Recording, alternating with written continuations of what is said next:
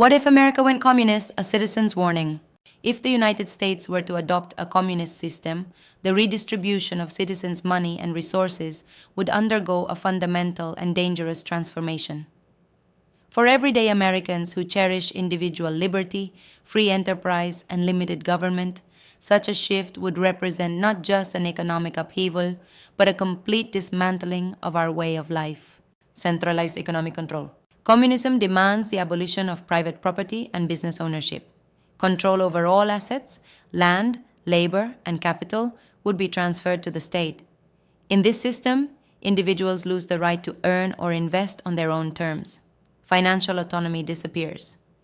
Citizens would no longer be compensated based on their effort, innovation, or merit. Instead, the government would determine who gets what and how much. This not only destroys incentive, it undermines accountability and individual responsibility.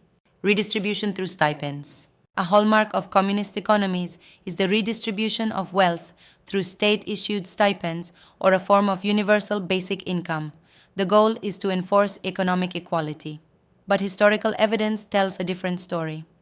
From the Soviet Union to Venezuela, this kind of central planning has consistently produced economic dysfunction, shortages, and systemic poverty.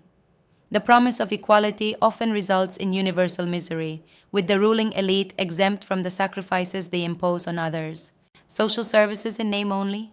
Communist regimes often claim to provide cradle-to-grave services, healthcare, education, housing. But in practice, these services are not provided, especially under authoritarian interpretations. These systems become tools of control rather than instruments of care. In most cases, citizens are forcibly assigned to labor units or re-education camps. Camps are stocked with steel beds for the slaves of the regime. Furthermore, food and water are rarely provided.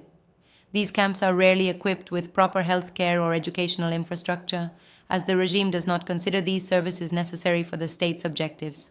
When the government decides who gets what and who is even worth serving, human dignity is lost. A grim trade-off.